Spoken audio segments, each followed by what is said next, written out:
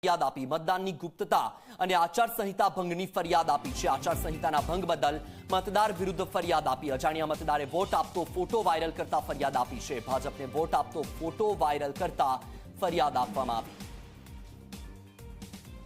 તો તમે જુઓ કે અહીં જે પ્રકારનો ફોટો તમને જોવા મળી રહ્યો છે કે ભાજપને મત આપતો આ ફોટો છે। તાપી વ્યારાના પ્રિસાઇડિંગ અધિકારીએ ફરિયાદ આપી છે। વધુ માહિતી મેળવીએ સંવાદદાતા નરેન્દ્ર ફોન લાઈન પર જોડાયા છે। નરેન્દ્ર, બહુ જ શરમજનક આ કહેવાય। તાપી વ્યારાના પ્રિસાઇડિંગ અધિકારીએ ફરિયાદ આપી છે કે મતદાનની ગુપ્તતા અને આચારસંહિતાનો ભંગ થયો।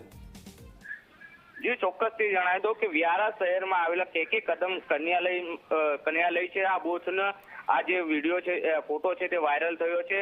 અજાણ્યા મતદારો દ્વારા ભાજપને મત આપી આ જે ફોટો પાડીને વાયરલ કરવામાં આવ્યો છે, જેને લઈને મતદાનની ગુપ્તતા ન જળવાતા અને આચારસંહિતાનો ભંગ થયો હોવાની જાણ થતા જે પ્રિસાઇડિંગ ઓફિસર દ્વારા વ્યારા પોલીસ મથકમાં ફરિયાદ આપવામાં આવી છે।